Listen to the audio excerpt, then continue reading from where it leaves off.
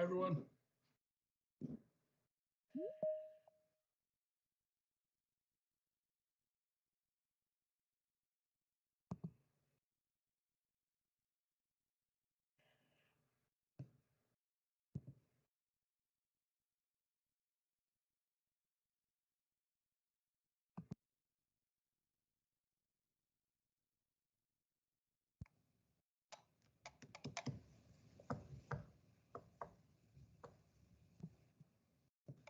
Hello. New Year. Happy New Year. How's it going? Good, good. How are you? So far, so good. Yeah, good. So far, so good. Yeah, exactly.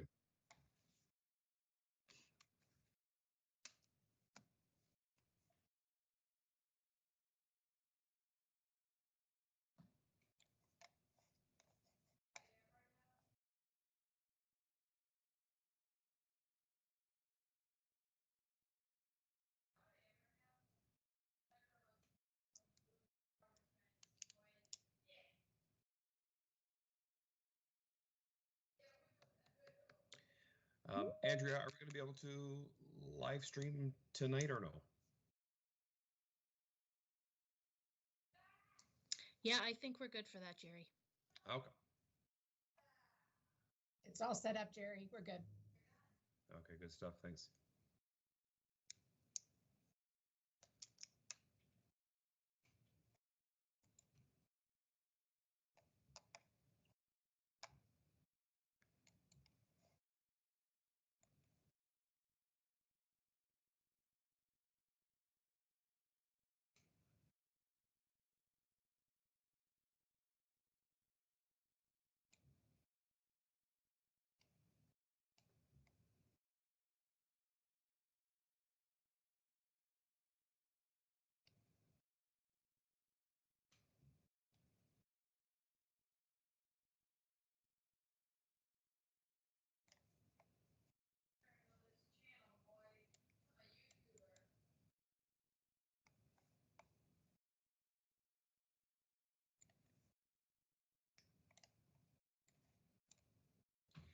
Nancy, do you know if Father Dave is joining us?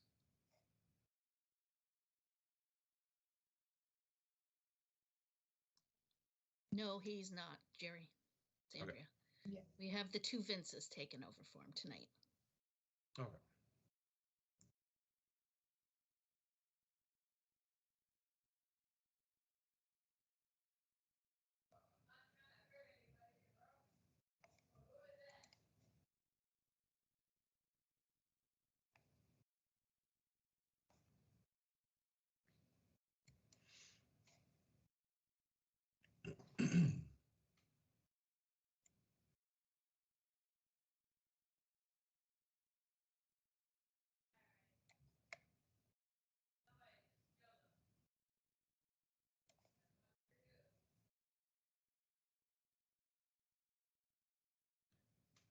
I'll be back in just a minute.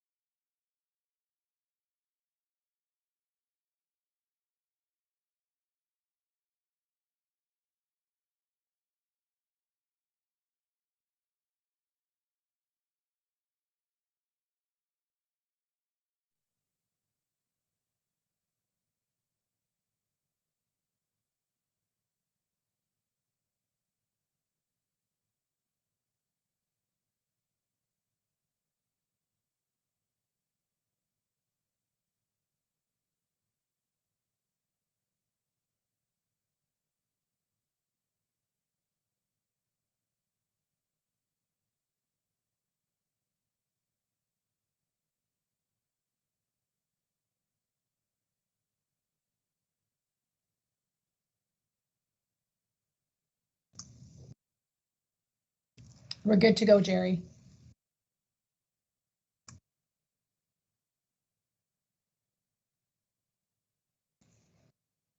Okay. Good evening, everyone. Just doing a quick attendance check here. Make sure we have quorum. Let's see, one.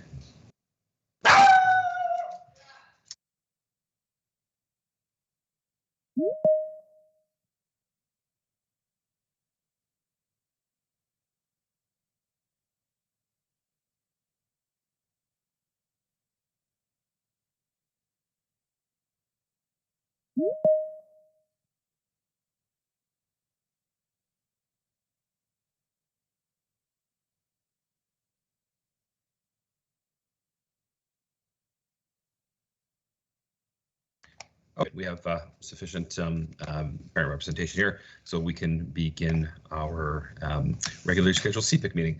Good evening and welcome, everyone. My name is Jerry Bergen, one of your co-chairs for CPIC for this year. It's my pleasure to welcome everyone here tonight, and Happy New Year.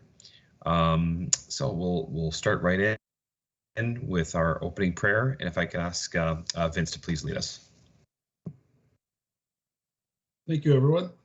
Just going to start with a note of gratitude followed by prayer. Thank you, Lord, for the blessings you have bestowed on my life. You have provided me with more than I could have ever imagined. You have surrounded me with people who always look out for me. You have given me family and friends who bless me every day with kind words and actions. They lift me up in ways that keep my eyes focused on you and make my spirit soar. Also, thank you, Lord, for keeping me safe. You protect me from things that seem to haunt others. You help me to make better choices and provide me with advisors to help me through life's difficult decisions. You speak to me in so many ways so that I know that you are here. And Lord, I'm so grateful for keeping those around me safe and loved. I hope that you provide me with the ability and sense to show them every day how much they matter. I hope that you give me the ability to give them the same kindness they have provided to me. I am extremely grateful for all of your blessings in my life, Lord. I pray that you remind me of how blessed I am and that you never allow me to forget to show my gratitude in prayer and return acts of kindness. Please join me in a sign of our faith. In the name of the Father, and of the Son, and of the Holy Spirit, amen. Our Father, who art in heaven, hallowed be thy name. Thy kingdom come, thy will be done, on earth as it is in heaven. Give us this day our daily bread, and forgive us our trespasses, as we forgive those who trespass against us. And lead us not in temptation, but deliver us from evil. Amen. Saint Dominic, pray for us. In the name of the Father, and of the Son, and of the Holy Spirit. Amen. All right, thank you very much, Vince. Particularly for those the words of gratitude at the beginning. That was beautiful. Thank you. Great reminder for all we have to be grateful for. All right, and we'll jump right in now to our land acknowledgement. Thank you.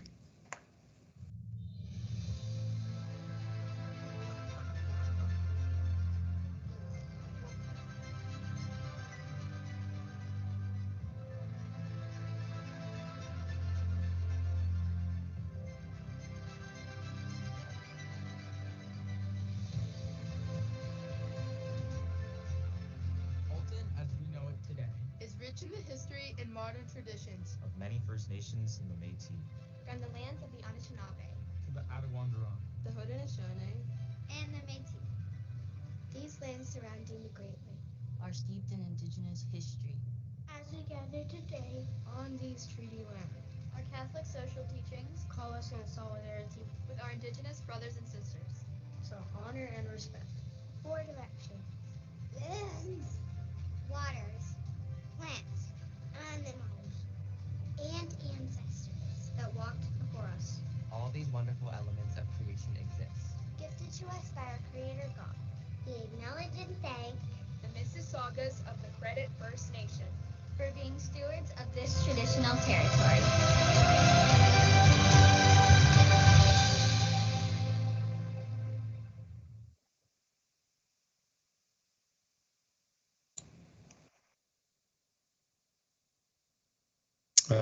Okay, thank you very much. And now we'll go right into our first off the agenda. If it's acceptable, if I could ask someone to move to accept it.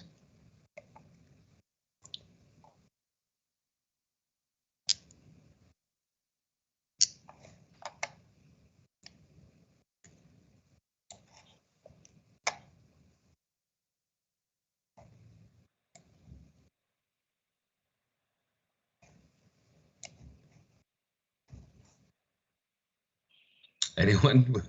Can I ask someone to move to approve the agenda? I can move it, Jerry. It's Maria. Hello? Thanks, Maria. And a seconder, please. Sorry, I wasn't sure if you can hear me. Yep, got you, Maria. Okay, thank you, Ross. second. Thank you.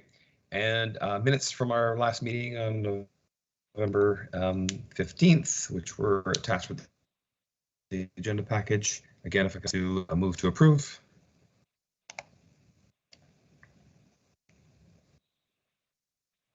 Approved, Jerry. It's Laura Gallo. Thank you, Laura. And a seconder. I'll second. It's Tiana. Thank you, Tiana. All right. Jerry? Okay, we right into our. Jerry? Yes. Jerry? Sorry, I'm on my Yeah, phone, Maria. so I'm having trouble here. I actually had a change to the minutes. In the last section where it talks about advisory authority of school councils, etc. So I'm just trying to pull it up. I'm on my phone, so I'm really kind of struggling here. It talks about concerns over correspondence from a council. So it wasn't correspondence, it was a recommendation from school councils. Okay. Okay, I think we can safely make that revision. Okay. So the request is to change it from referencing correspondence from school councils to recommendations from school councils. Yes. Correct, Maria? Yes, that's correct. Yeah. Okay, very good. I think we can make that edit. And on that basis, can I ask again for someone to approve the minutes as amended? So I can make that motion. Okay, thank you, Maria. And second, please.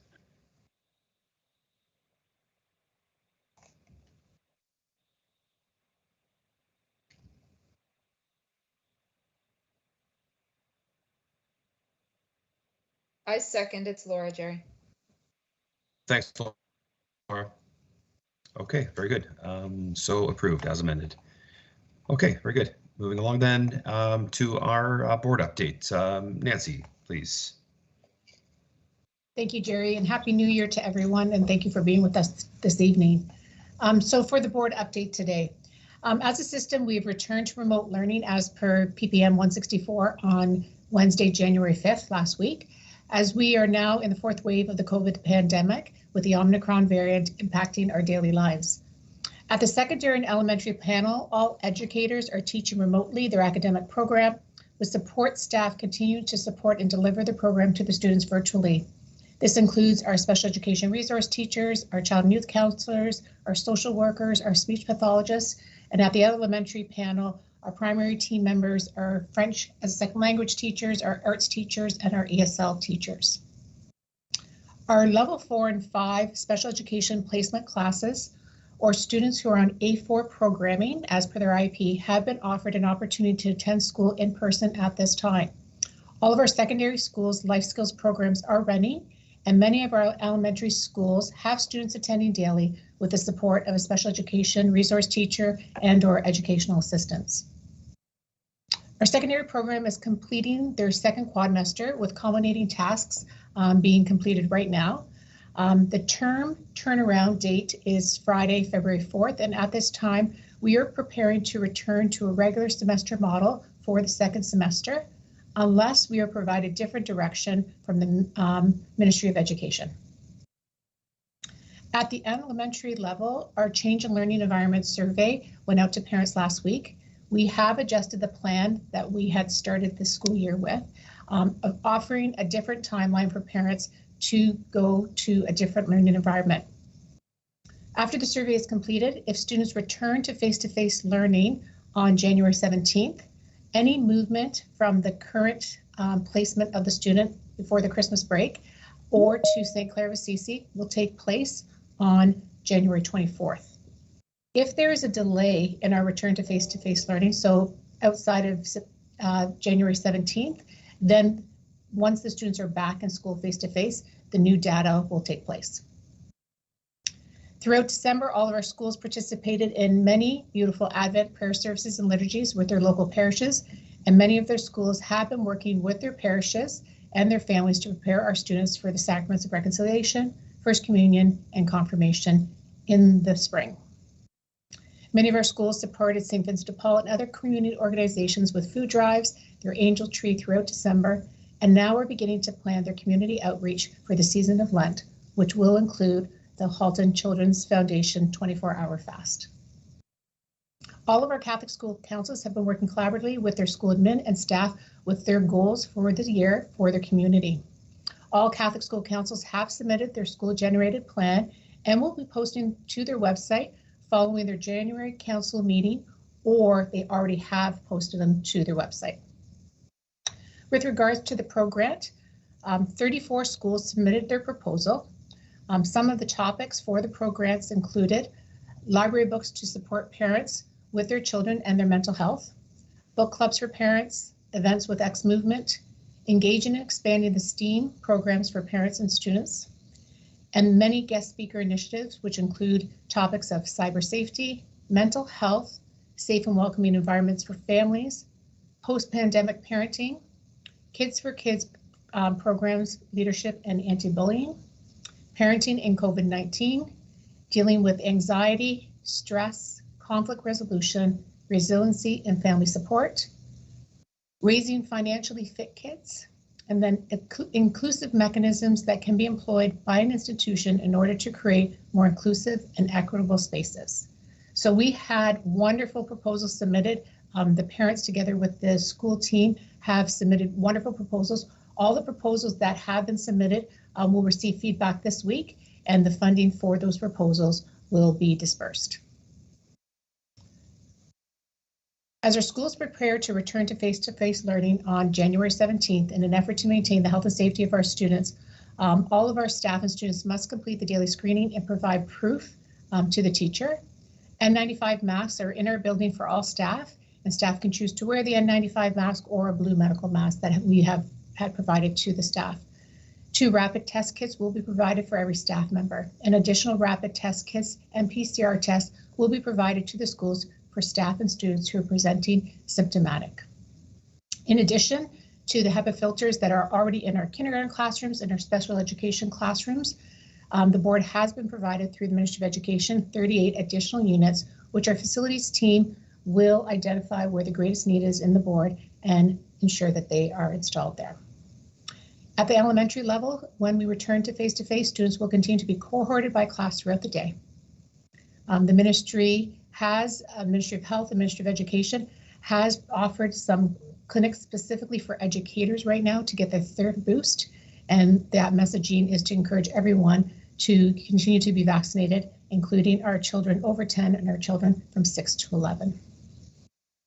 As we have heard through the media, there will be staff shortages experienced as a requirement of the daily screening and isolation periods that are now in front of us through public health.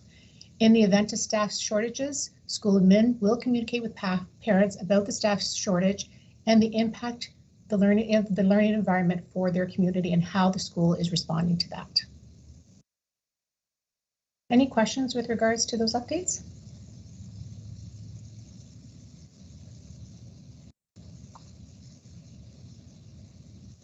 Go ahead, Maria. Thank you, Nancy. Go ahead, Maria. Sorry, so my question isn't necessarily with the updates you provided, but I guess it's an update I'm looking for. So back in November, the board agreed to do a survey of secondary students and parents and school councils regarding exam skills. And the original motion was to have the feedback come back to the board in January, but the date was extended by a month to February to give time to send out the survey and collect the feedback and all of that. But we have yet to see a survey, and yet the feedback is due back to the board in a month. So I'm just wondering what's happening with that. When is that survey coming, and why did we delay it a month and still nothing's been done? Thank you for your question, Maria. The curriculum department is working on the information to present. So school council should receive it, and it would be through the principal. So if it's outside of the meeting time, it will be up to the school principal together with their council chairs to determine how they're going to gather that information so that that report can be brought back to the board of trustees in February. Right, but when is that coming? Because there needs to be time to gather the feedback and then for staff to, organize it. So do you know when that's coming? Like we're running out of time here. Right. Pat, do you want to say that? I see you've put your hand up there. Yeah, I'll confirm, but I believe it's scheduled to go out tomorrow. But I'll try and confirm that before we leave the meeting tonight, and I'll put it in the chat, but I'm pretty sure it's scheduled to go out tomorrow. Thanks, Pat.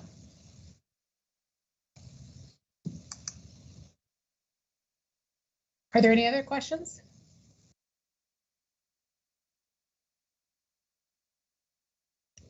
Okay, one last thing that I wanted to ask to the committee or bring to the attention of the committee. One of the board motions was to create a board standing committee for bullying prevention and intervention.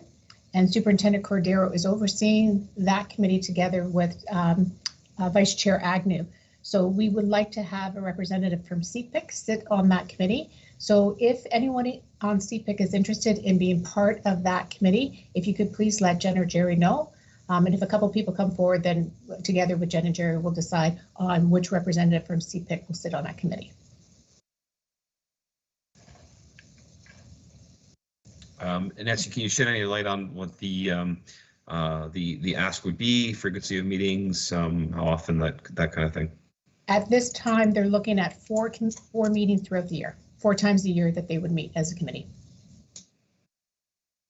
Okay. Okay. Thank you. Okay. Thanks, Jerry. Okay. So yeah, by way of email, please let Jen and I know if you'd like to be involved in that.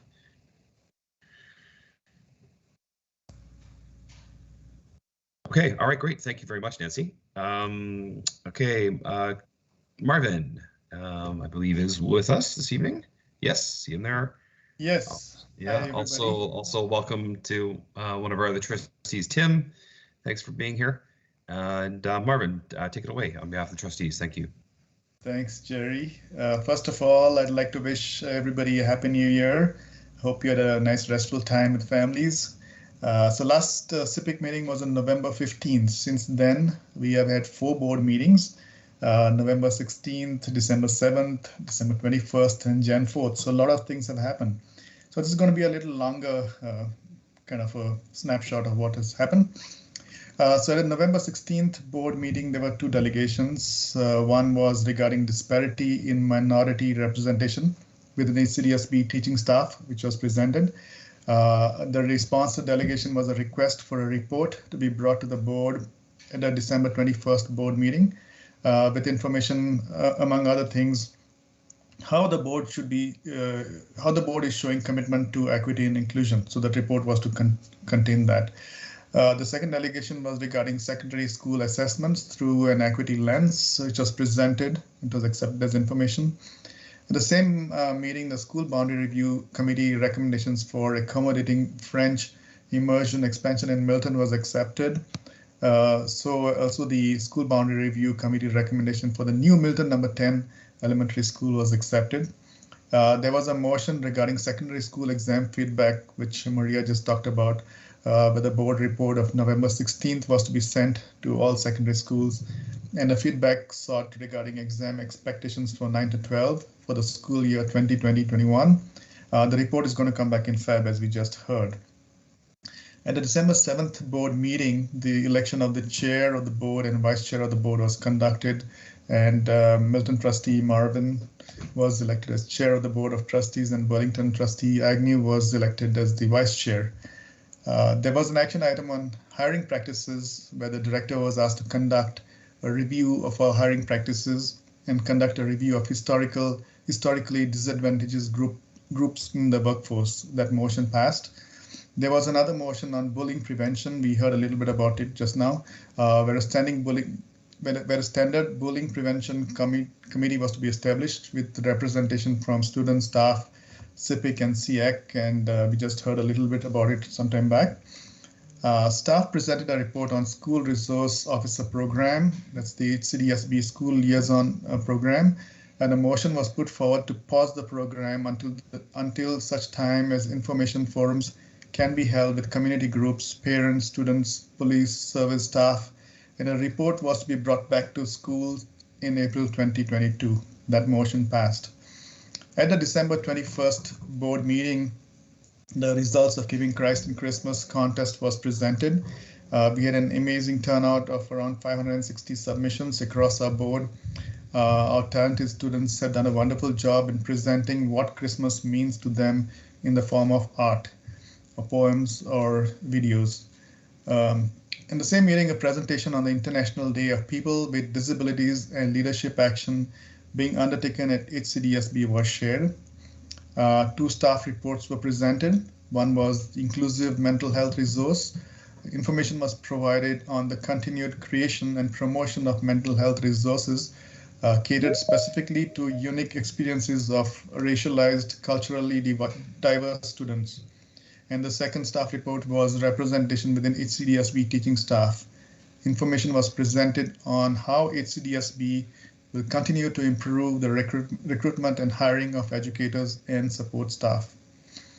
At the January 4th board meeting, there was one delegation on policy II-50, prior learning assessment and recognition for day school students, which was accepted as information.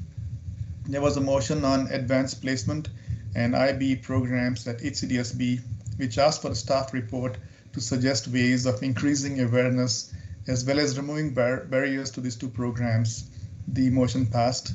And finally, staff presented a report on supporting our diverse school community, which was a result of the board motion. I think it was last May. So that's my report, Mr. Chair. Any questions? Great.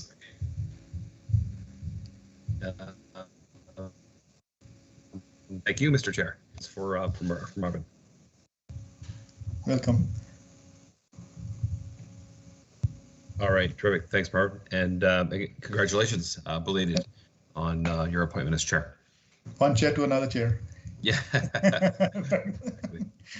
Thanks. All right, terrific. Thanks again for the thorough update, as always. Okay.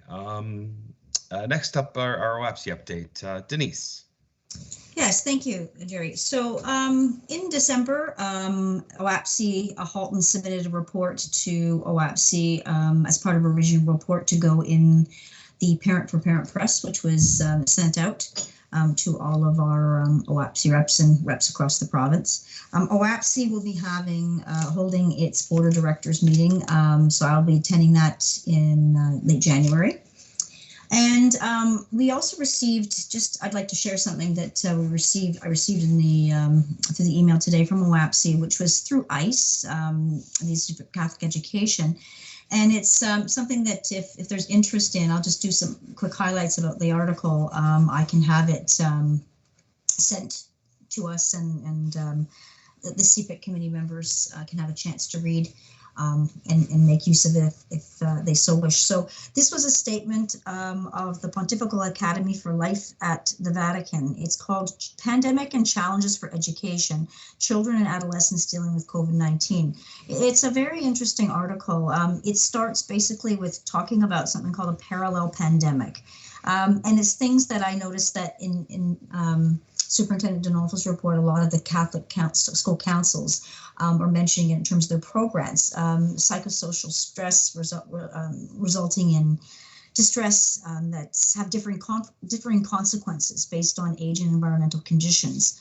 So the Pontifical Academy for Life is looking at sort of resources that they see that children have developed during the pandemic and identifying problematic and fragile areas to face the future. So just very quickly, some of the resources were very interesting to read through this article was the idea that students that are characterized as having sensitivity to questions and answers concerning pain, illness, and treatment throughout this COVID-19 pandemic, which is a step towards development of moral conscience and empathy. Resilience to launch themselves toward the future despite destabilizing conditions, and reconstructing events to develop a trust for science. So looking that human intelligence is finding answers that respect the principles governing scientific research. I'm just quoting from the article. And that science is a process of success and failure to bring us closer to the truth. So these are some of the things that were identified in the article as resources that our children are exhibiting. And the challenges that they've listed in the article, there are 4. One is the reopening of schools as fully as possible because of the unpredictability of remote learning and the impoverishment of academic development and the loss of formative relationships, and obviously a growing frustration and concern for mental health, especially among adolescents. Another challenge was safeguarding family relationships, that there has been a return to the vocation of parents and grandparents that we've seen because of the at-home learning and the support, but also an increase in things like domestic violence and behavioral disorders and parental stress and its effects. So that's a concern. A third challenge is the education towards a universal fraternity that they mentioned, that they're seeing in this report a connectivity not only through the internet, because we are all inhabitants of a common home here on Earth, and through this pandemic, there's a witness here that they mentioned of a Christian connectedness. And finally, the transmitting faith in the God of life. So there's been a suspension of educational activities that have been noted offered by our Christian Catholic communities to children and young people. And so there's a need that's been mentioned and indicated as a rethinking of a pastoral care for younger generations. And they mentioned a few questions that was an opportunity that they felt at the end of the article that was not really addressed in pastoral care before the pandemic, but these are questions that are coming up and going forward where they can learn, the Catholic Church, they mentioned, can learn from this and remove some obstacles. So questions that they mentioned are, where does evil come from? Where is God in this pandemic? What pages of scripture will help during these times? And what can we say in the face of an illness or to help the sick? So it was a very interesting article. It's a few pages long, but I thought I'd share it. I noticed a lot of my colleagues at the board of directors were giving their feedback on our platform about sharing it with their own PICs and their school councils. We may use some of this. I put forth just as sort of a jumping off point for perhaps a future conference in the RAGM, that some of these points can be actually molded into discussions and perhaps speakers. But I will, if there's any interest, send this along. and share so that you all can have a read if you like. Thank you.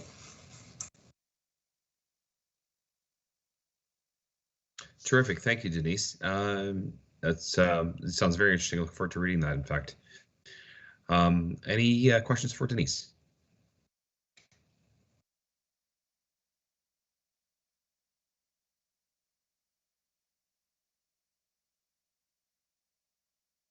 Agreed, Maria. Okay. All right. Thanks again, Denise. Always appreciate your updates. Okay.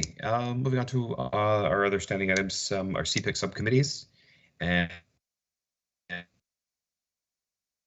for their ups. Tiana and Laura, if you could update us on School Council Support Committee.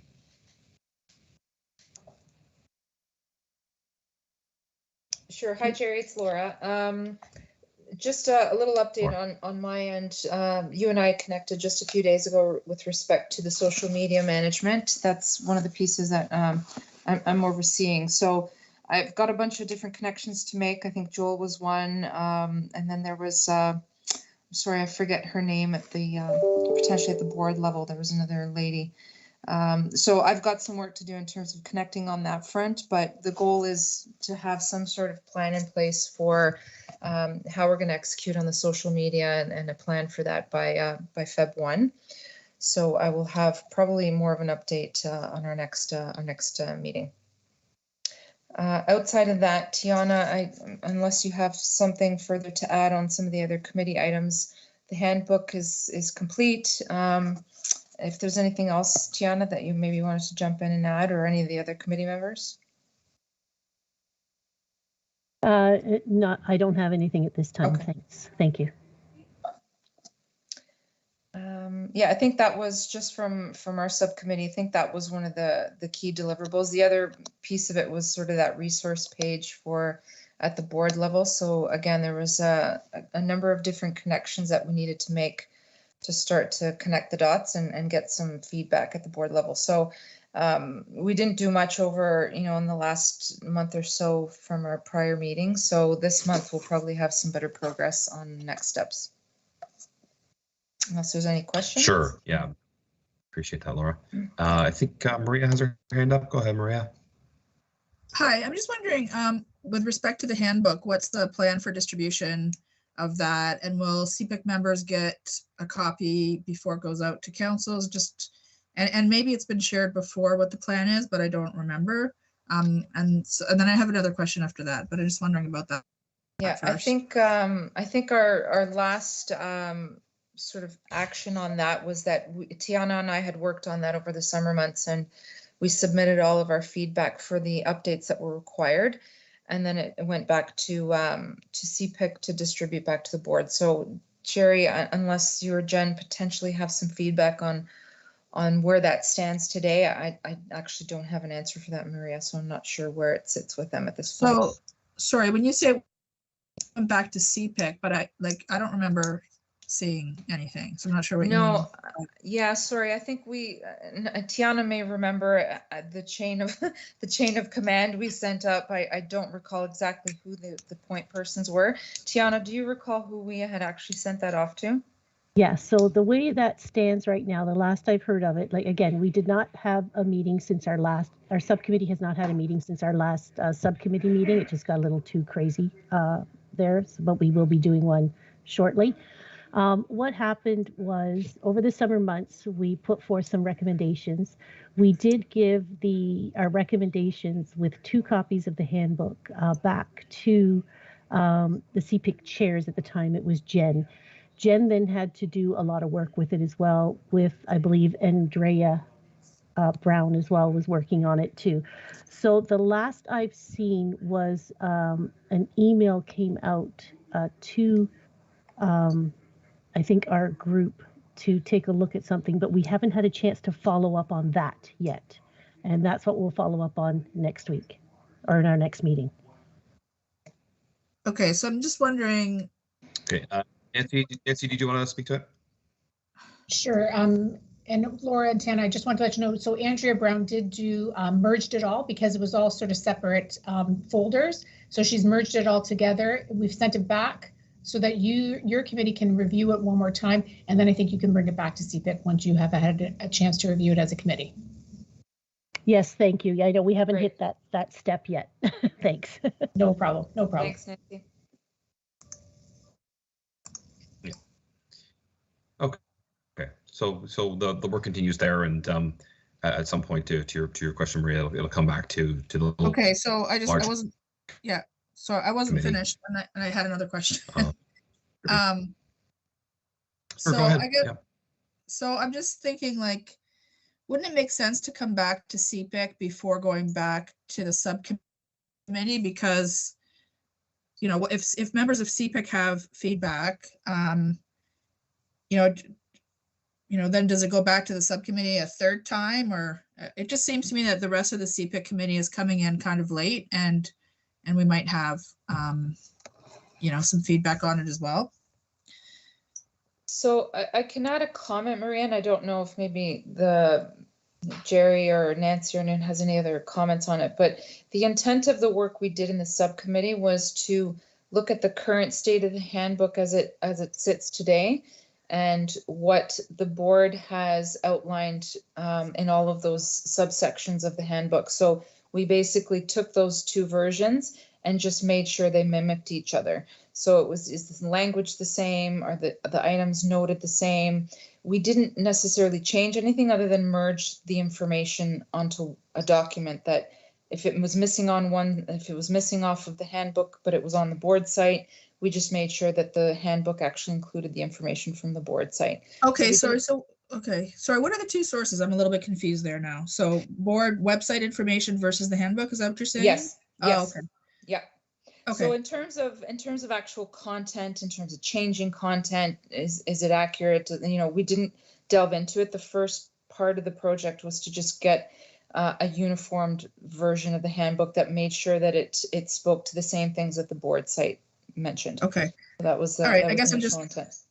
okay. Thank you for that clarification. I guess I'm just trying to think of what's most efficient, because there, CPAC members could have additional feedback that might not have been considered. But my other question was, and it's not so much for your subcommittee, I did bring it up, but I did bring it up previously under your subcommittee update, was with respect to annual reports and the information, like what's required in the regulation versus what our board's been doing. And I think I thought there was agreement, I haven't gone back exactly, but there was agreement that it was a topic that needed some further discussion. And I guess maybe this question is for the chairs of CPIC. When can we expect that to come back for more discussion at the CPIC level? I mean, frankly, that could be raised at any time through adding it to our regular agenda as a discussion item. So, okay. I guess I was under the impression that you guys were going to do that, because we started to have the discussion when I brought it up as a subcommittee, but it was maybe not the right time and maybe not enough time allotted. There wasn't time specifically allotted for that. So can we add it to February then? Yeah, I don't see why not. Okay. Sure. And whether it's within the scope of the subcommittee right now, don't know. I mean, maybe it just belongs as a discussion item of the larger committee. I would say it's something that belongs in the handbook because it is a requirement of councils and of CPIC actually. But my understanding was that the committee wasn't sort of aware of it, because I guess right now it's not in either of the sources that they were looking at, right? So maybe it's something that needs to be added, but maybe that discussion needs to happen before it's added. So just trying to logistically figure it out. Sure. Yeah. I mean, and again, if there yourself or anyone else that has thoughts on it, and we want to get ahead of it and kind of kick it around ahead of the February meeting. Certainly nothing wrong with that either. So you're cutting out on me. I don't know if it's my computer, but if you're cutting out email. on me a lot, I'm having trouble. Oh, really? Yeah, I'm having trouble following. But I guess, it is an item of school council support. So I think that's why I kind of bring it up here, because it fits, but probably worthy of its own as a discussion item for sure. Sure. Yeah. So I'll make note of that for a future agenda item. Okay. But by all means, do flag it to me if I somehow miss it or overlook it on the next agenda. But Sure. yeah. And I can share, you know, maybe what I shared at the last meeting again as well, just to help set the foundation for the discussion, if you like. Sure. By all means. All right. Thanks, Maria. Okay. All right, Tiana, Laura, thank you. Anything further? Sorry, go ahead, Jen. You had your hand up before. Go ahead. Sorry, Jerry. I just wanted to add the reason why we had sent it back to the subcommittee was because, as Laura noted, she and Tiana had gone through each of the actual points within the handbook in a lot of detail, but none of the exhibits or appendices had been touched. And they, in my opinion, were some of the most important items. There's things like sample agendas, sample minutes. They were extremely outdated. So that was one of the reasons why we want to push it back to that committee to do a thorough update of the entire, to update that section as well. And then also because it was a new committee coming on board, for them to all just have another set of eyes looking at it, because it was just Tiana and Laura working on it over the summer. But they all agreed on it and were happy with it before they brought it to CPIC as a whole to speed things up. Vince, I see he's got his hand up there as well. Yep. Thanks, Jeff, for the added context there. It's great. Vince, go ahead. Thank you very much. Let me just put my hand down here. Oopsie. Yeah, I just wanted to, I was able and fortunate to be on the subcommittee with Laura and Tiana, and before that last year with Olu.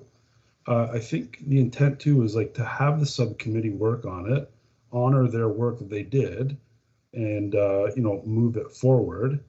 My worry is if we go back and revisit and add in a part here, the work might never get done, and we've been stalled, unfortunately, due to the pandemic. And I know that, like I said, Tiana, Laura, Olu before this, now Andrea, Jerry, and Jennifer have done a lot of work on it. And if we make an addition or bring it back to the larger group and then go back and forth, it will be published, but I just worry that that the intent of it, what it's for, and after the extensive review done by the subcommittee, if we keep on going back and forth, it might not come to fruition as we hope it to be, as a subcommittee has hoped it to be. And I think that within our next subcommittee meeting, we can move that forward and get it all done. But I just don't want it to be held up in, back and forth. Thank you. Yeah, no, that's fair as well, Vince. So to that end of getting a meaningful, well put together a handbook back out. Now, do you guys have your next subcommittee meeting scheduled? No, I still have to do that. Okay. And I wonder if it would be possible for you guys to meet before our next committee meeting, larger committee meeting. Oh, definitely, yeah. Okay. Well, it's February 7th is our next large committee meeting. So that gives you, 4 weeks today. Yeah. I usually book the subcommittee meeting for 2 weeks prior to a CPIC meeting. Okay. We missed it this time because of the way the holidays fell. Okay. So, all right. So that puts you at January 24th for your next meeting, which would be great because then it's prior to our next one. That way, when we have it on our February agenda, perhaps we can really push ahead with getting closer to the end goal here of getting a well put together document and handbook republished. Would that seem like an attainable goal, do you think? Assuming you have what you need. Yeah, I think Tiana, I don't know if you've seen an email from anyone with the stuff that's come back that Jen mentioned. I don't recall seeing it, but I might have lost it over the holidays. As long as we have what we need to review, then I think we can push forward to have something meaningful by February 7th meeting. Yeah, so what'll happen is Okay. we'll take a look at it, and then because there was some email that was sent out, so I just haven't had a chance to dig into it. We'll take a look at it. We'll discuss it at our meeting, and that's why I like to do it at least 2 weeks before a CPIC meeting, because it gives us a little time if we need to contact yourself or Jen as well. Yeah, terrific. Okay, and again, so after you do it, you've had a chance to delve into what you've gotten back. If there is anything you need from our end, yeah, please do let us know, and we'll get to support you there. And we'll get it on the agenda as a broader discussion item. Ideally, if something it can be to the members about a week before the meeting, our next committee meeting, all the better. That way it gives everyone a chance to delve in and bring some meaningful discussion to the table. Thanks, Jerry. Okay. All right, great. All right, thank you both.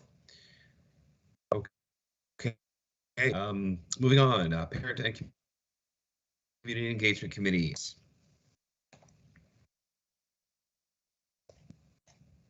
Hi, Jerry. I think I couldn't hear you, but can you hear me well? Hello? I'm sorry, are folks having difficulty hearing me? Yes, Jerry. Yes, it Really? cuts out I and out. apologize. I don't know why. I don't know why nothing's changed in terms of my setup. Anyway, we'll endeavor to press on here. Alex, go ahead, please. Hello, everyone. I hope you all had a very Merry Christmas, and we're really looking forward for a new year of 2022. Productive and with a lot of good news, probably. We didn't have a meeting since the last time. And in our subcommittee meeting, we made 4 areas the focus on parent engagement. The first one was the Advent talk by Bishop Lobsinger. He was very, very, he reached a lot of our community, 352 views. Parents live were around 90 to 100 parents. So it was a very positive. We had good feedback. I don't know if Nancy, we can receive the feedback from the survey that came after the presentation of the bishop. What I know is I spoke to him. I met him on December the 11th, I think, at St. Matthew's Parish. And I thanked him for the presentation, but I also asked him if he had any suggestions of how we can reach our community. And part of the things that I spoke with him was the need for our families to have some pastoral care during this pandemic. And I just mentioned to him, and I hope we can bring that to our subcommittee meeting, is to see if we can have a regular talk from the bishop or someone from the diocese, just to provide to our families these kind of talks. I know we spoke about having another engagement and talk for Lent with Father Stefano Pena. So we're just waiting to confirm that. I don't know if any of you had any feedback from any parents in your community regarding that presentation with Bishop Lobsinger.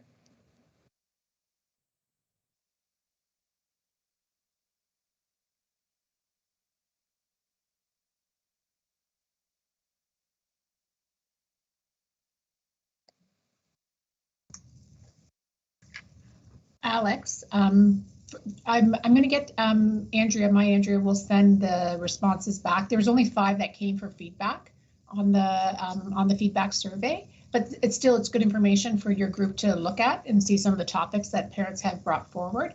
I think the event was well presented, and how Bishop Lobsinger presented to parents was a very meaningful, engaging, and the timing of it was, I think, perfect for that night in the middle of the season of Advent.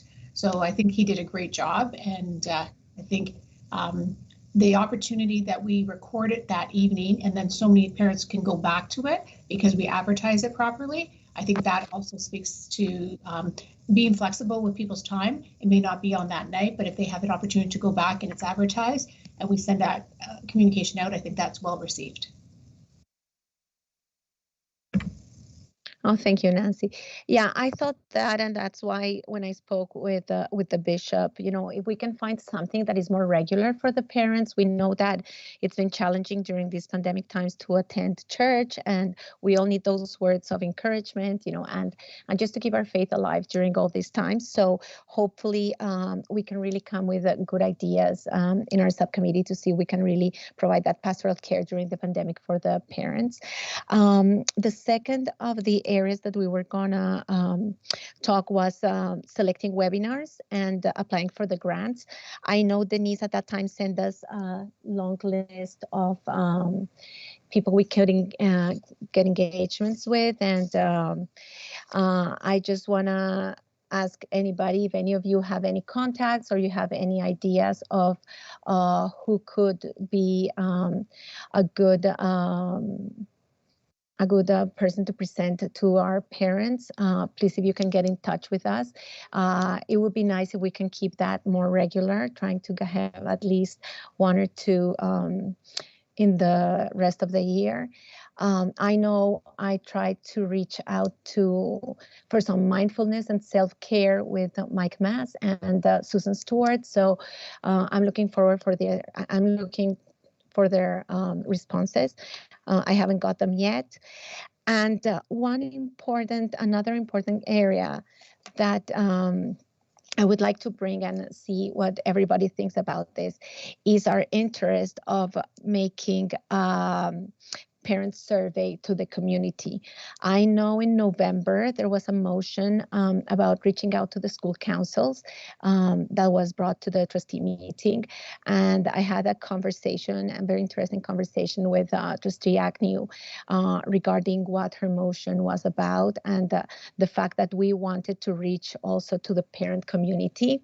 I found two things. One is because this topic, we didn't address it at the general CPIC meeting, but at our subcommittee's meeting. She was not even aware that we were doing that. That was part of the focus that we have in parent engagement. So I know we said that we would get back, but I think this is a very important topic, and more than having it as just part of the subcommittee, I would like to see if it's possible to bring it to the meeting where everybody, you know, like we have parent representatives from every area, right? So I think it's important, if we're trying to reach to all our parents with a survey, if we all can put input into this survey. I tried to check what we could talk about and how we could address the parents. In my conversation with Trustee Agnew, there were a couple of things that she considered were important, and it was the fact that not every school has, like, school councils are not like a cookie cutter. Every school council has a different dynamic, and they have different needs in their communities. So if we could, during the survey, right, try to have different categories to try to see where schools are at, what are the strengths, what are the, let's say, the things that we can improve regarding like governance. How is the school council reaching out to all the parents? Are the parents aware of it? Accessibility, is every parent, do they feel that they can be part of those school councils? Openness is which ideas and how does it reach to the broader community? What is the participation of the parents at the schools? And just a little bit of the vision of the future regarding parent engagement. So I was wondering if it's possible that we do in our subcommittee meeting, set some guidelines, and then we can bring that for the next CPIC meeting, and just make sure that we all have our input regarding what we would like to ask the parents for the survey.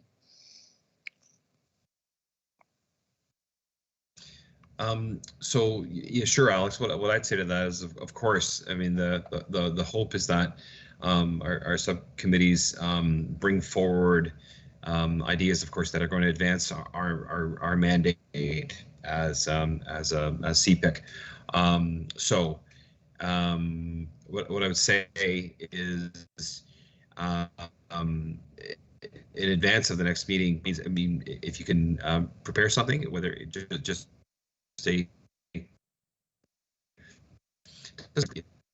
if it's a brief discussion paper as to what it is you hope to accomplish and how, ideally. I mean, you mentioned the idea of a survey, and you know, what would be, you know, the goal of that, how would it be implemented and used, and if there is some synergies with what Trustee Agnew is working on as well.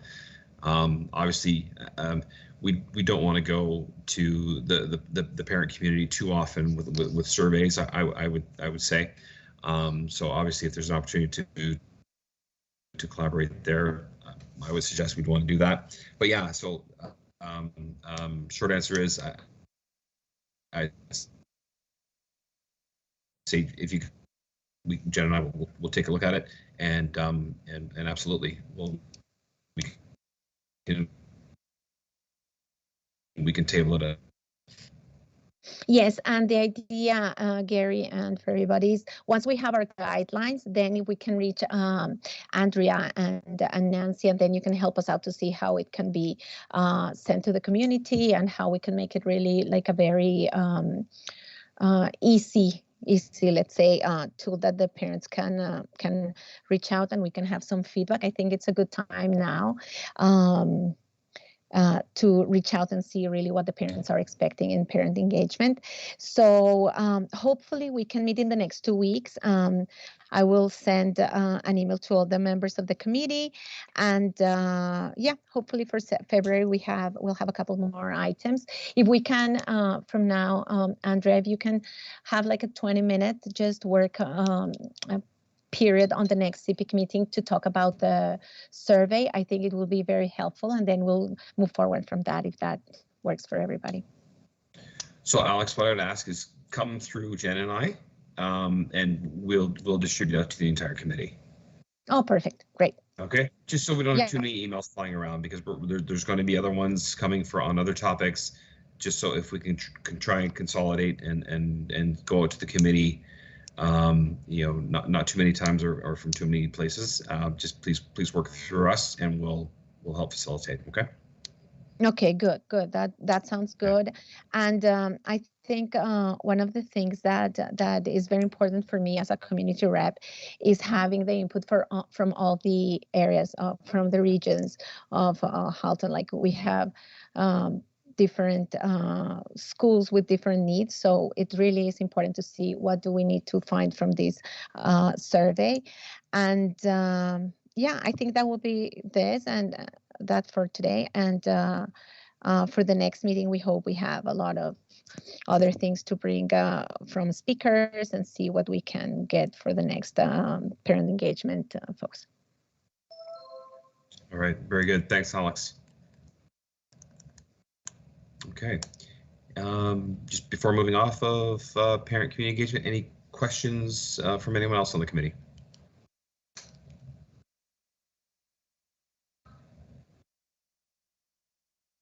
No. Okay. Okay, moving on to bylaws. Bylaws subcommittee, we have not met recently, so not much in the way of an update there. We'll be meeting again shortly. Again, endeavoring to meet before our next meeting in February. So we'll provide an update at that time. Okay. All right. Moving on to our board committee updates now. And is Jordan on? I don't think I saw Jordan in our meeting here. So we'll defer update from that board committee unless there's someone else that has any awareness of that board committee.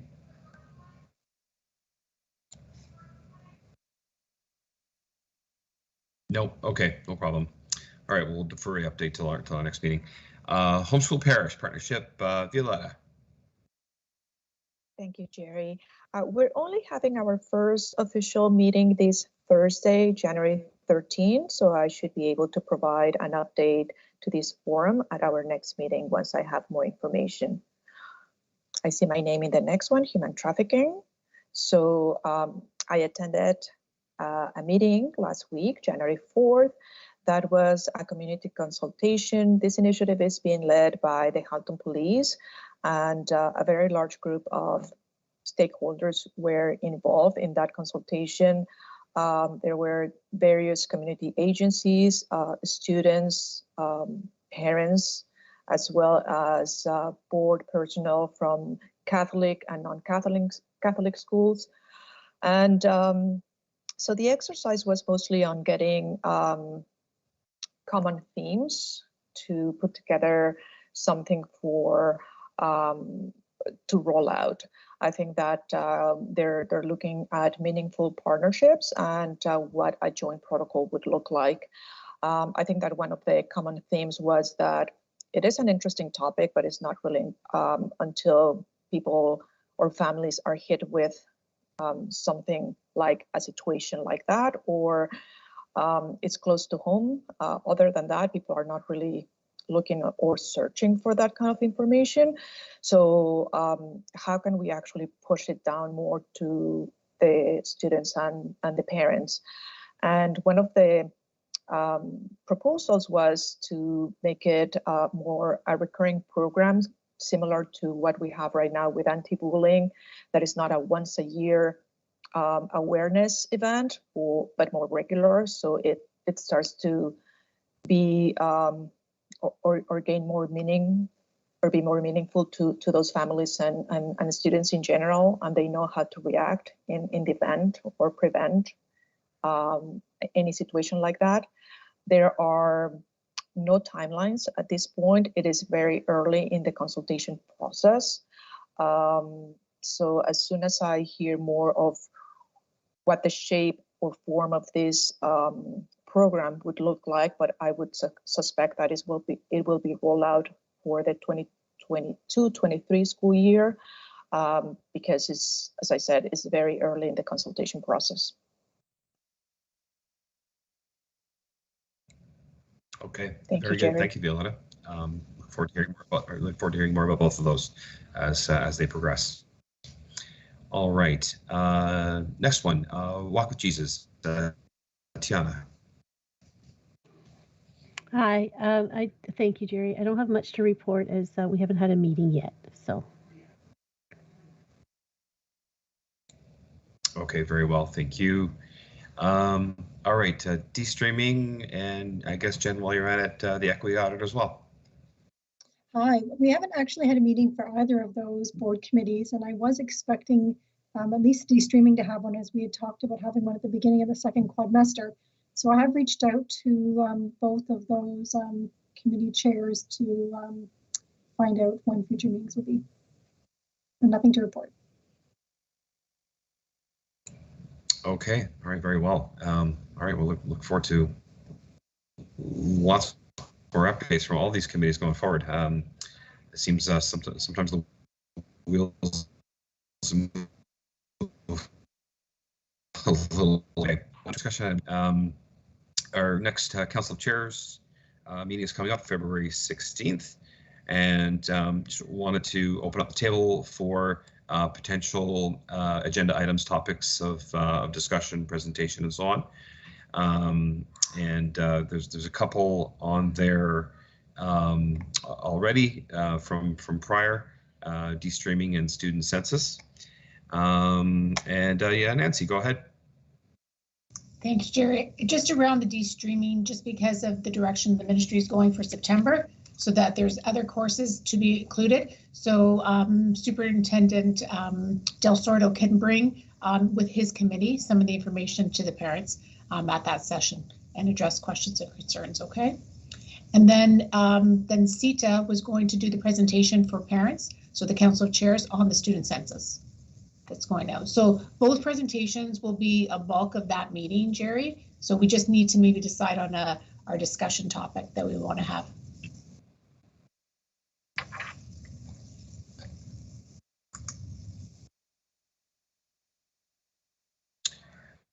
The table is open for anyone who wanted to bring forward chairs meeting. We look to have a group discussion opportunity. So on that note, are there any thoughts as to what would be topical at this time?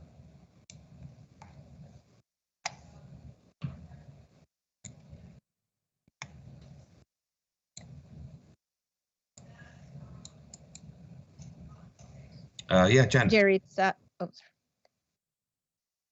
was just thinking out loud. I'm wondering if perhaps some of the questions that Alex was thinking about using for the survey, and maybe this is too late in the game, but if they might be a good place to kind of bounce some ideas off of people to use them as discussion items with respect to what parents want to see.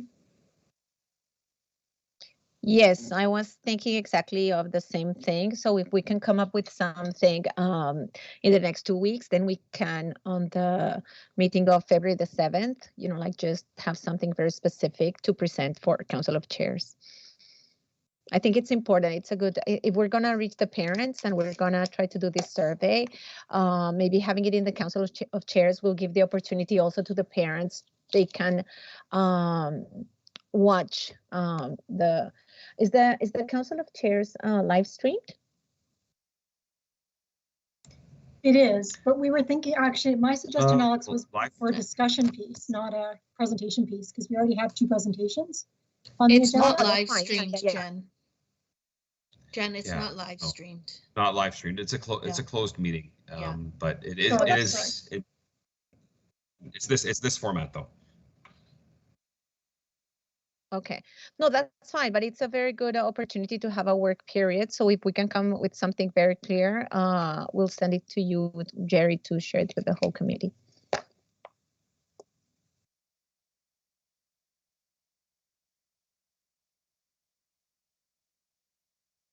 Okay, thank you. That's good. Anything else? Jen, your hand's still up. Is something else to raise or? Sorry, I just forgot to take it down.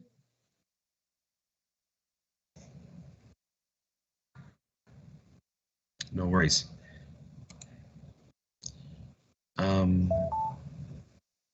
Maria, I see your question there. No, we don't publish the council chairs meeting. They're closed meetings. They're not a public meeting.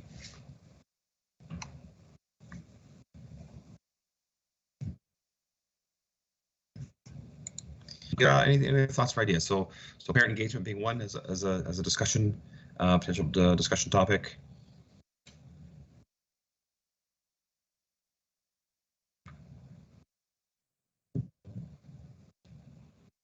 Okay. If there's nothing there, that's fine. And as always, folks, if they come to you anytime, please do let Jen and I know, and we'll table it for discussion for the next council chairs. Okay. All right. Next up, ProGrant 21-22. Timelines of planning for parent engagement events. Nancy. Thanks, Jerry. Just that reminder too, when we're planning the events with the program money, if we could be timely, we need at least 3 to 4 weeks notice around when we're going to do an event. First, to get the information to communications, if we're going to send out a communication, and we're going to have the people who are going to support us with that work to be timely with that. I know that the event in December was a bit last minute because of the timing, and it was well attended and well received, and it was a good session. But I don't want us to face the same challenges that we had, technical difficulties, reaching out to a family that did something for us. We just want to be a little bit more professional in our delivery of things like that. So going forward, if whatever events we plan for the ProGrant money, if it could be a 3 to 4 week planning period of time before we're having a session. I think we were like shy of 2 weeks last time, which was really tight for everybody who had to support an event like that. So if we could just be mindful of that when you're planning your future, that would be greatly appreciated.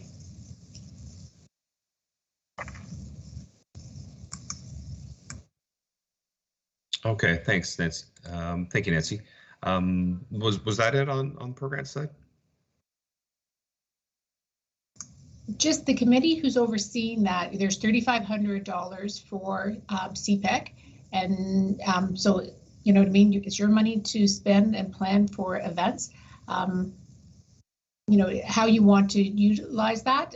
If you want to, like, I know I was following some of the stuff that OAPSI has done. So maybe there's somebody in the, what that OAPSI has done that maybe we want to bring it to Halton. I don't know if that's an idea, but just you have that money. Let's make sure we use it. Okay, before the end of June. Well, actually, by the end of May, so that we can have a report done by June. Okay.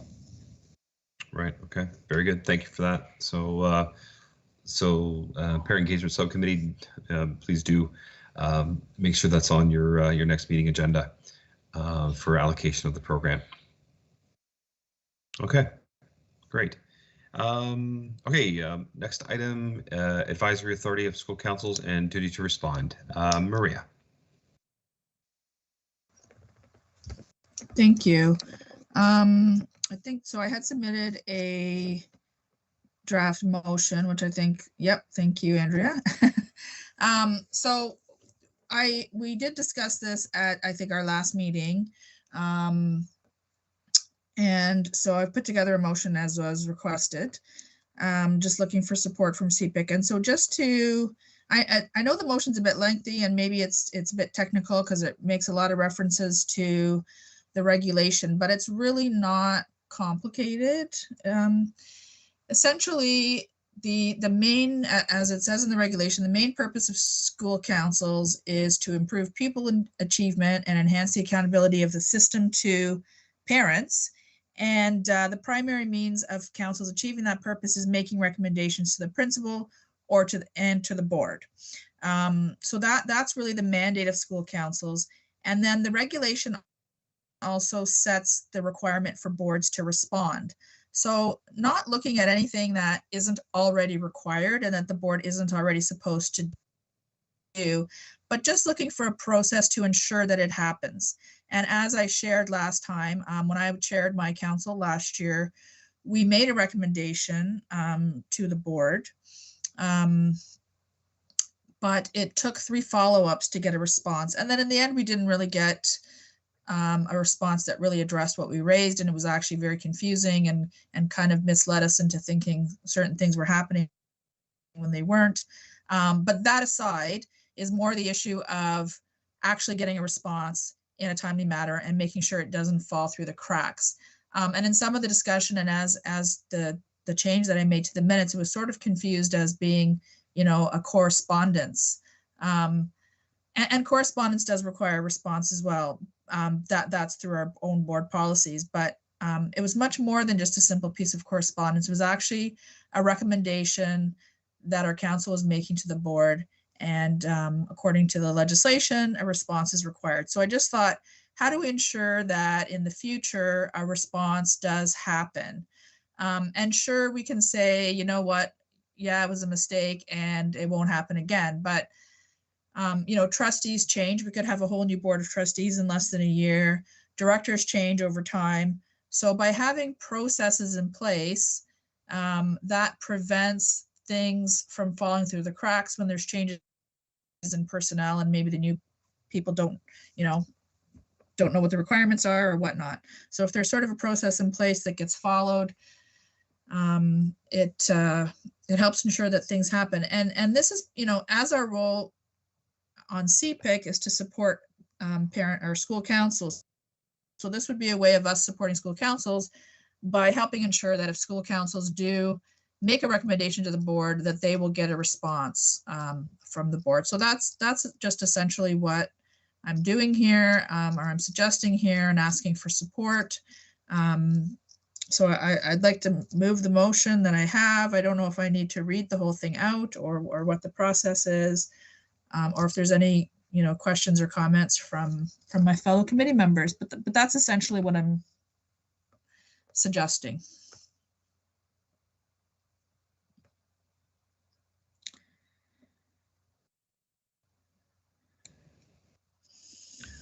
Okay, so I believe at this time is good opportunity for some discussion around this.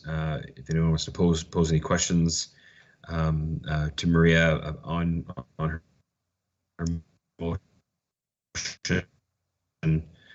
and just generally discuss it and see how we then move forward with this.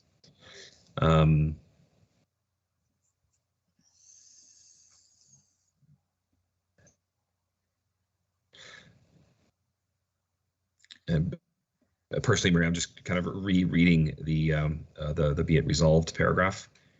Yeah, and like I don't know if it would be helpful for me to read that out loud or to read the whole thing out loud or what. It's kind of long, so yeah. Well, as you said, most of it is a kind of regurgitation of what's already in policy or in the regs. Correct? Right. Yes. Right. Yes. It's the regs, so, basically. Yeah. Yeah. So just positioning your recommendation on the basis of the regs, right. With the addition of calling out the failure of the board to respond. Right. Yeah, I guess the last two whereases are not from the regulations, but yeah, they just build from them. Yeah. That's you. Yeah. Yeah. And then the be it resolved part. Okay, so if that helps folks, really those bottom three paragraphs are really kind of what's in question, I guess, in terms of what we would be advancing or putting forward here. Jen, go ahead. Just a question, and I'm not sure if maybe Marvin or someone else can answer this. My only concern with this, Maria, would be how many there probably isn't, but could there be a possibility of there being a lot of school council recommendations coming in, and would this take up a good portion of a board meeting to deal with school council recommendations? I just want to make sure we're not opening a door completely to like every time the school council has a question or problem, they want to bring it to the board. Yeah, so I guess what I would, and I guess anything can happen, right? I can't predict the future. But I think one of the reasons it did fall through the cracks was because it doesn't happen often. And I guess what I would say to that as well is the board is still, like, again, it's not me saying, and it wouldn't be CPIC saying if a school council makes a recommendation, the board should respond. That's already in the regulations. So what I'm looking at is a process to ensure that it happens. And I'm not sure, the board, in the legislation, the board refers to the Board of Trustees. So I'm not sure how the board does respond without it being on their agenda, because they have to agree as a committee, right? Like as a whole. So I'm not sure how they would decide how to respond without it being discussed at a board meeting. I'm not really sure. So again, I don't, I can't predict the future. But in the past, it hasn't happened often that I'm aware of. And the board is still required to respond whether this motion passes or not. I feel that this motion actually protects the board by ensuring that they do follow the regulations. Marvin, I think you had your hand up. Yeah. Just a comment here. I never heard of such request being not responded to in the past, except this particular one. So to me, it's a one-off thing that I heard of. And besides, I think the regulations need to be looked with a wholesome view. It's not a particular section. So I've noticed time and again that when we read one particular section of a regulation, it does not give you the whole picture. So you got to look at the bigger picture to make sure that's what it intends. So yeah, I would say we need to do some more research and be a little careful and cognizant of the cause and effects that it could have. That's just my comment, yeah. Okay. Violetta, go ahead. Yes, I have a question just to understand more what we are asking here, because if this is just a repeat of the regulations, then I don't think that the ask is anything new. And if it's new, then what are the specific steps that we're asking them to do other than including in the agenda, how is that really solving the problem that we seem to be trying to solve here? Okay. So can okay, I fair enough, answer Violetta? that? Yeah, sure. Go ahead, Maria. You want to respond? Yeah, so the part that's not new is the requirement for boards to respond. So that's not new. What I'm suggesting is a process to ensure that that happens.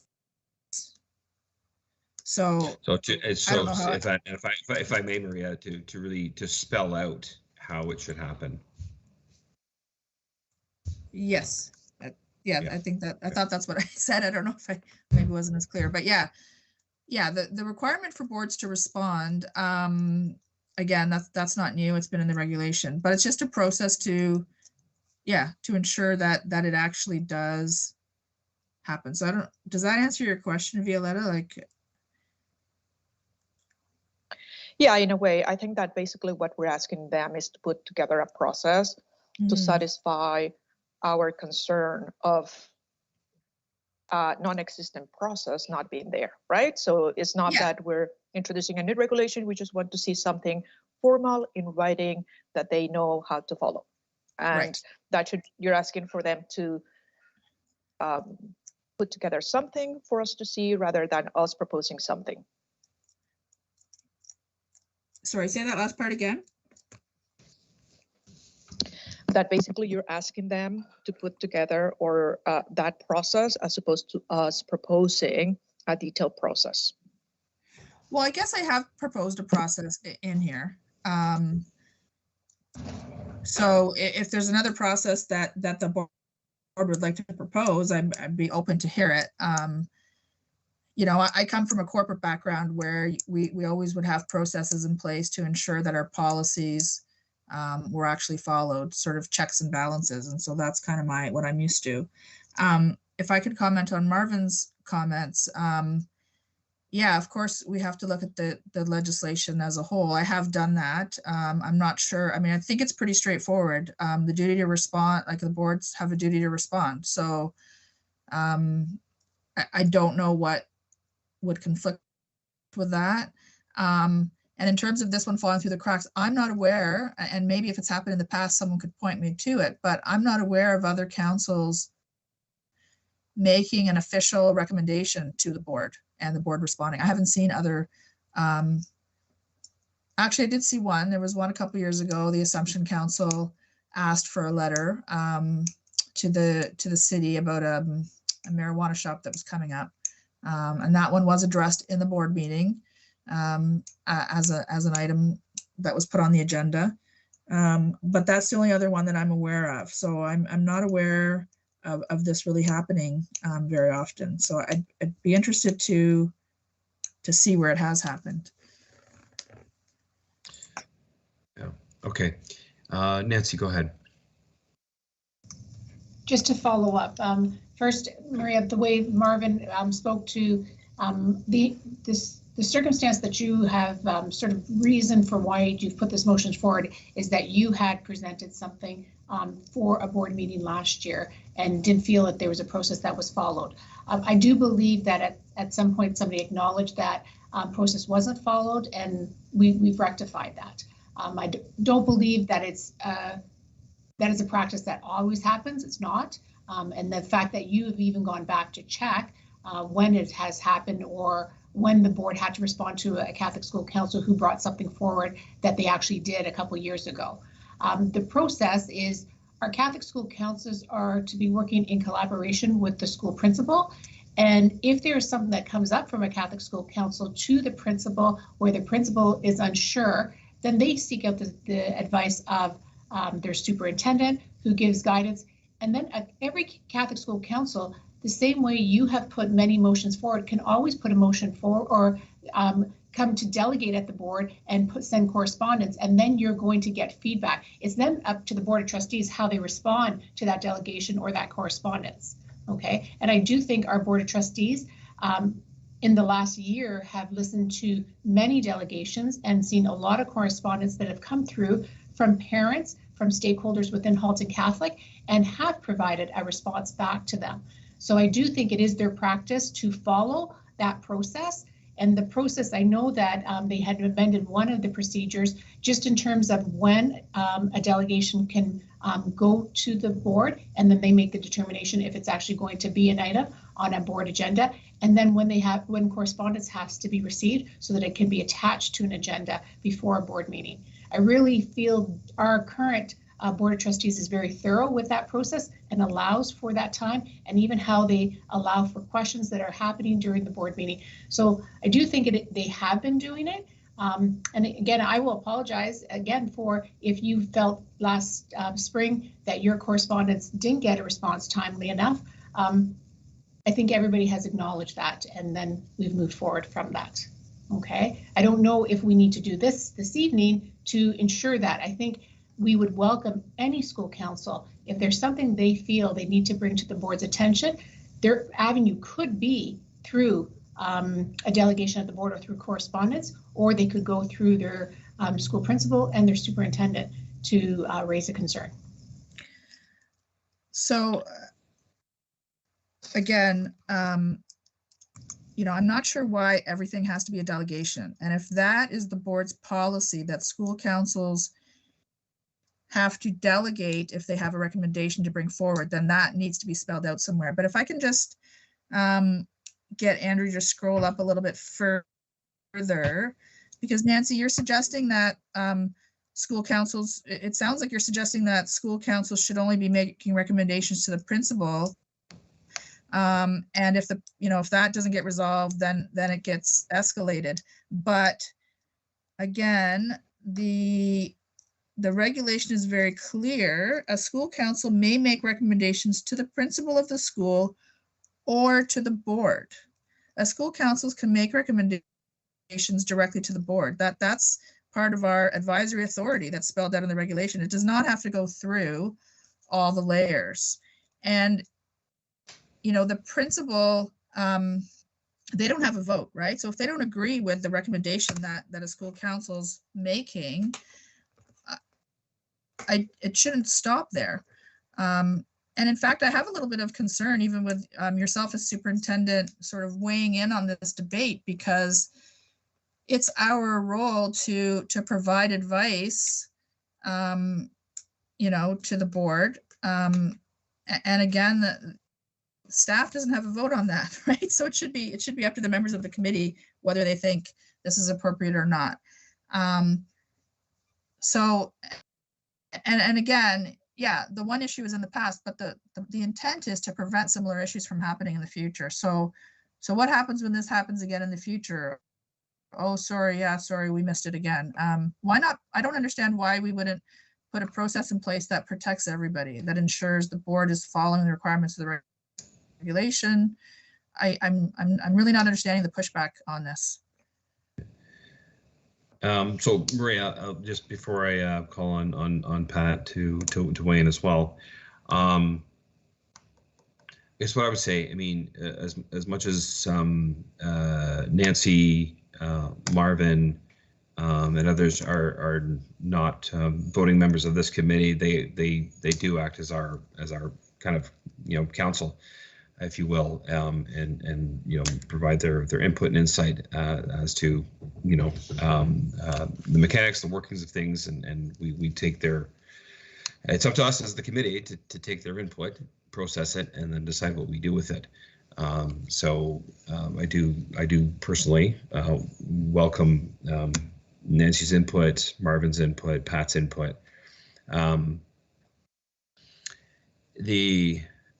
So that's what I'd say about your comment about that. If at the end of the day, it could come back to your earlier point about if the only mechanism for the board of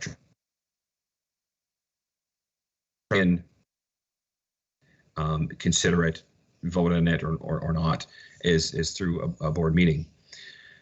I'll be honest, I'm not sure what the what the added value of layering in a process is, because that is the only process available to them. Basically, all we're doing is say, hey, do your job, right? And that's, you know, I don't know how much that accomplishes through this mechanism.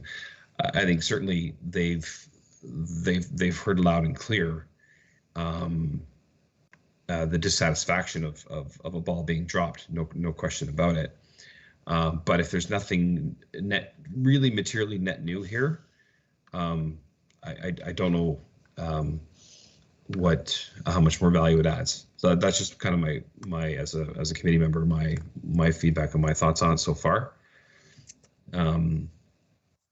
So if I I'll can stop ask. there. Yeah, go ahead. So if I can ask, and I guess Marvin's chair of the board, so he's a good person to ask. So what's going to be different the next time? You know, like, not everybody wants to delegate. I've done a lot of delegations. It's a lot of work. And it shouldn't be the only way to have your voice heard, but apparently that seems to be the case, and that seems to be what we keep hearing. So if another school council, by the way, Maria, I agree with you that a school council can absolutely bring a recommendation straight to the board. Right. The way I read the regs, I read them the same way you do. Yeah. Is yes, absolutely. The parents are the voting members of those councils. If they decide they want to bring something forward, by golly, they can, as far as I'm concerned. So I'm with you on that. But yeah, go ahead.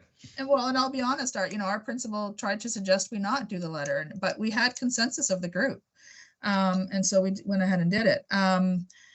But I guess I would ask that if we don't pass this motion and a school council sends in a letter with a recommendation, what's going to change next time? Okay, fair. I think that's a fair question. Mr. Chair, Marvin, would you care to respond? I'll just it's a comment only. From my past experience, 10 years with school councils and then 3 years as a trustee, I think we have good transparency in our system. I have a strong belief in that, and anybody is more than welcome to reach any senior staff in seek help. I never had a problem 10 years that I was in school councils. Always had good response, and even now I just seek help from anywhere. So I believe that we have a very good system in place. Is it a perfect system? No, we can always improve it. We can always get suggestions from people. I mean, trustees are always accessible to people if at all there's any question. Yes, I do acknowledge there was a slip at one point in time, which you are highlighting. But, well, there are so many good things that we do, which nobody's talking about, right? So we need to think about that. But what I would like to just emphasize is there's total transparency in the system. You're more than welcome to reach. There are different avenues of making your voice heard. It's not just a delegation. You can send in questions, you can send in letters to your trustees, write to the chair, write to the director, and I think we accommodate everything. So just my comment. Okay. So Marvin, to the question of you know, given the same circumstance, a recommendation actually comes from a written recommendation comes from a school council. How will it be handled at that next instance? Can you speak to that? So who is forwarding that? Is it being forwarded by the principal, by the school council? Does it go to the chair? Does it go to? You know, let's take the example where it comes from the chair of the school council. So on behalf of that council they have a consensus or otherwise have agreed to submit the recommendation.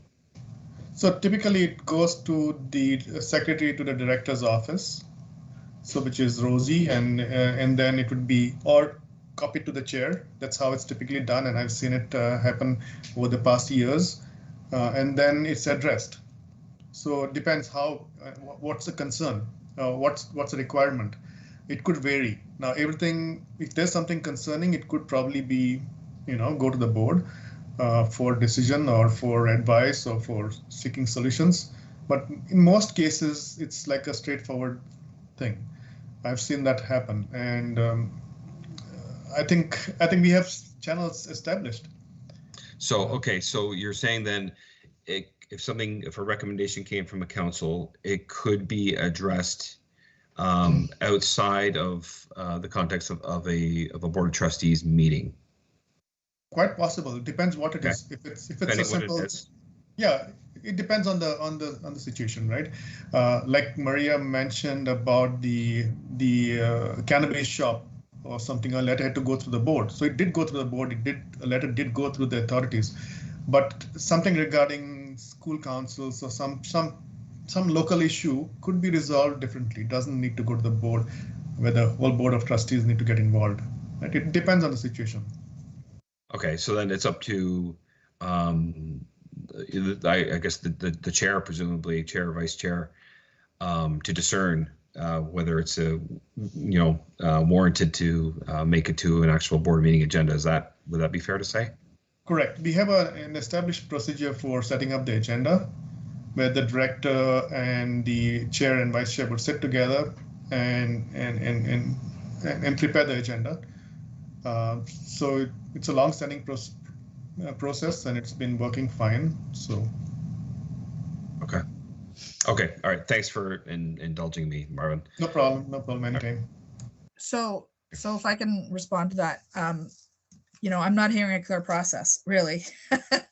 And that's kind of the issue. And I think the other thing is, I'm hearing that this happens regularly, but again, we have to make a distinction between correspondence and a recommendation, like a recommendation that the board do something, take some action. That's, I think, what the regulation, is contemplating. And that was the issue in this case.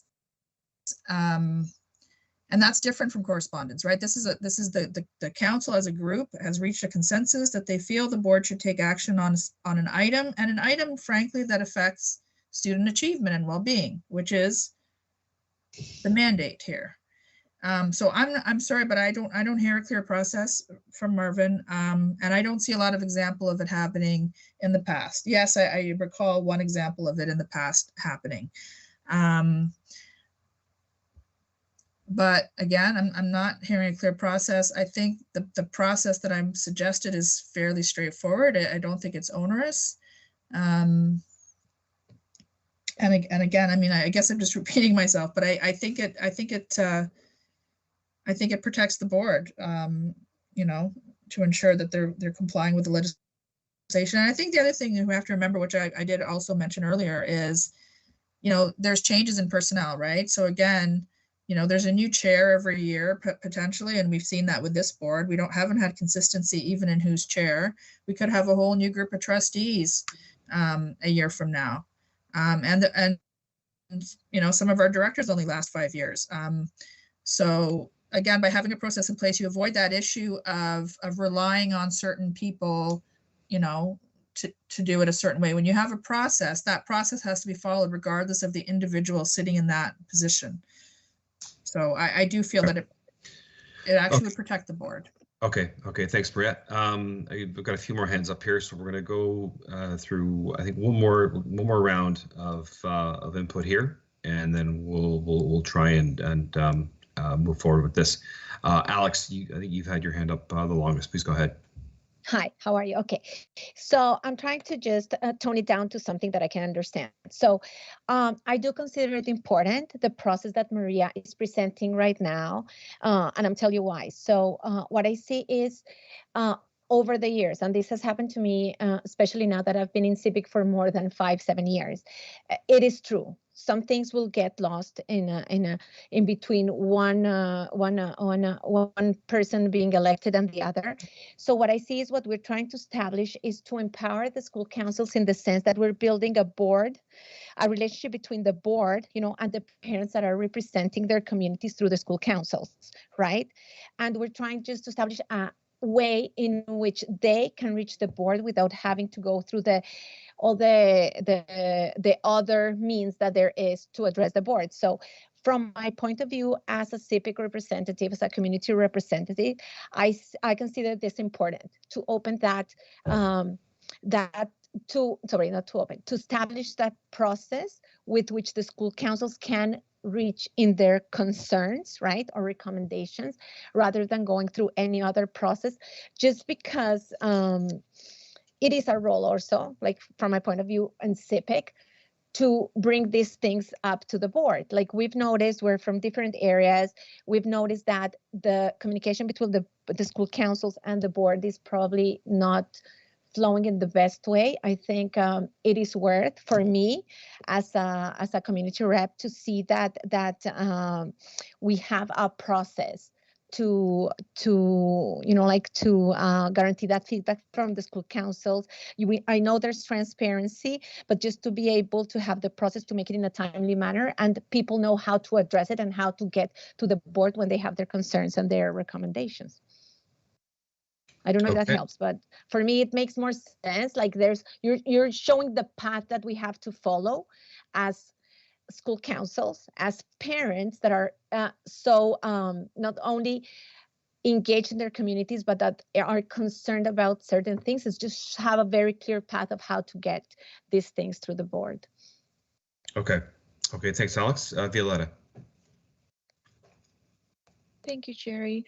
I'm trying to get to a resolution point, and what I heard from Marvin, and I think Nancy as well, is that they do have protocols in place. So I wonder if they can make those available to us to ease the concerns from our parent member. And so by seeing those protocols, and so we can understand what is it that they are actually following, that there are specific or detailed steps to follow, that might just satisfy the concern that Maria has right now, and we can actually get to a resolution point. Okay, Violetta, thank you. And I don't know if that exists in our procedures. Nancy, Marvin, go ahead, Marvin. I'll ask you to respond. Yeah, I think I can explain in bits. So we have our bylaws, which are on the board website. It talks about the agenda preparation there. We have a correspondence policy, which I believe, I think we're still working on that right now. We have a delegation policy, which is on the board website. So we have policies all over the place, and they're all very helpful.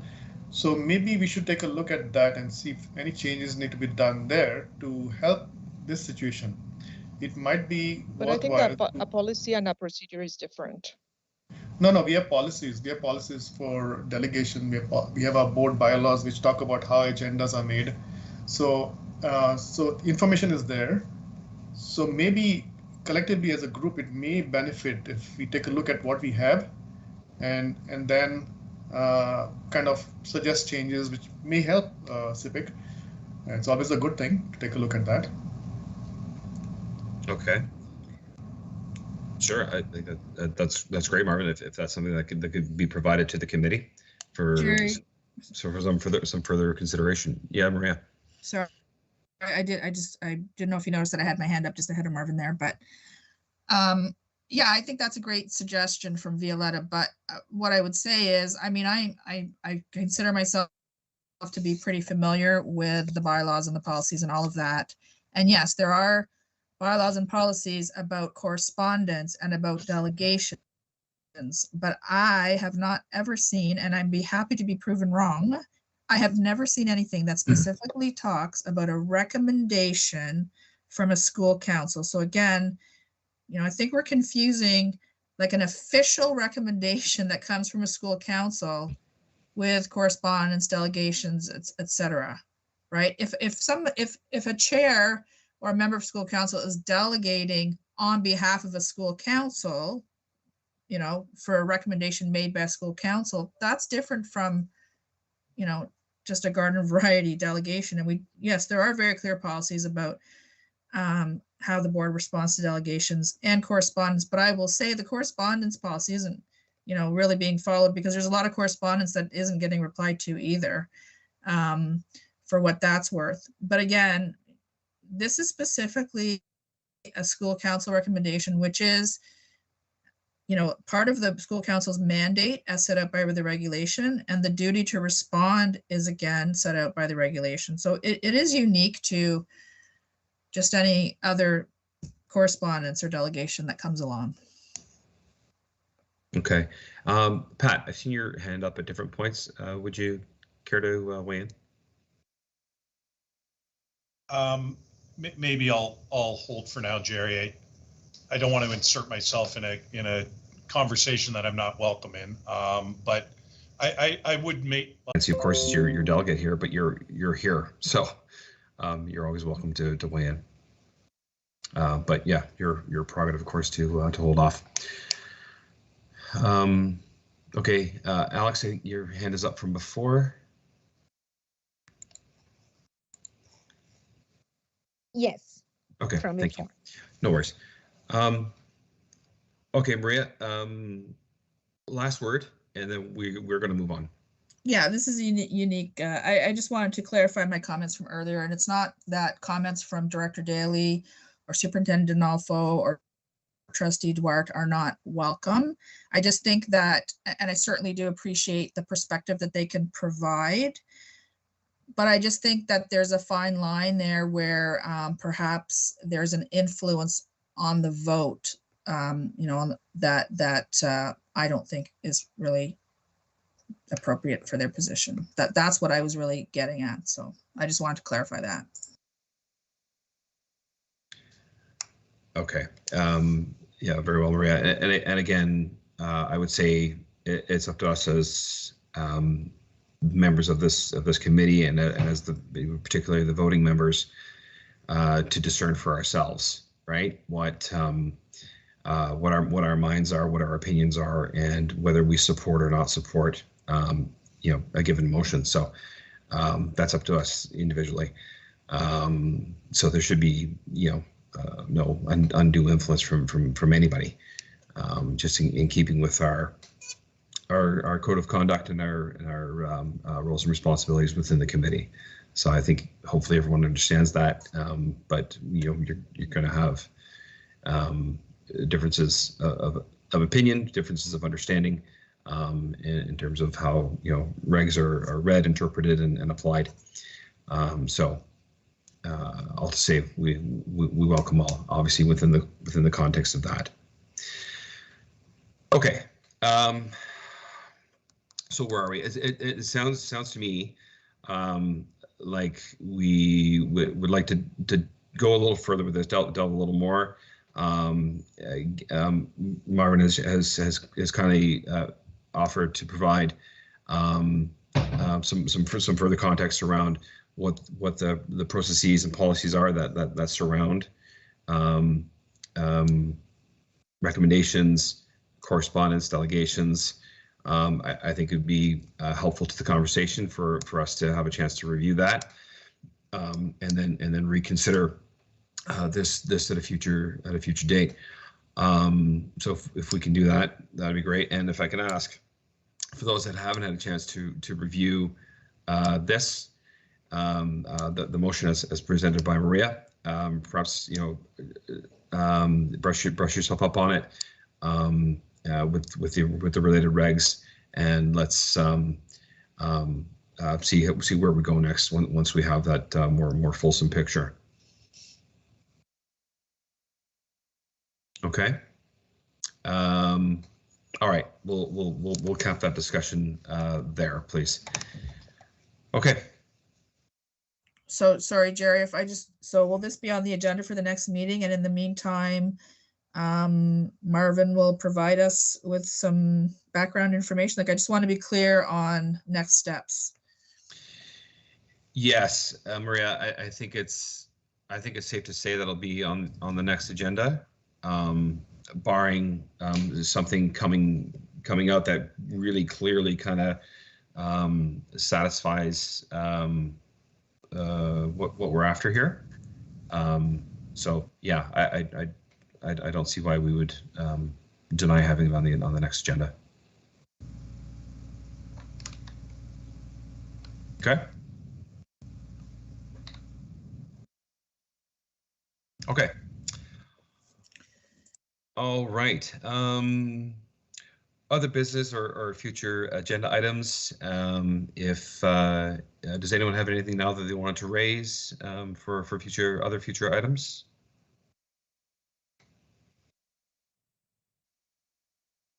Okay, thank you. And of course, as always, if whenever you've got something that comes up, please do email myself and Jen, and we'll look at it for our next meeting. All right. Okay, thank you everyone for allowing us to have a fulsome discussion there and going over time. Appreciate your additional time and attention and contributions to the discussion. Thank you all very much. And now I'll call upon our other Vince, Chinanea, to lead us in closing prayer.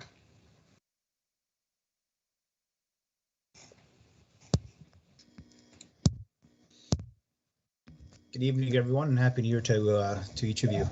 We'll continue with the theme of gratitude in our closing prayer. If everyone can please join me. In the name of the Father, the Son, and the Holy Spirit. Amen.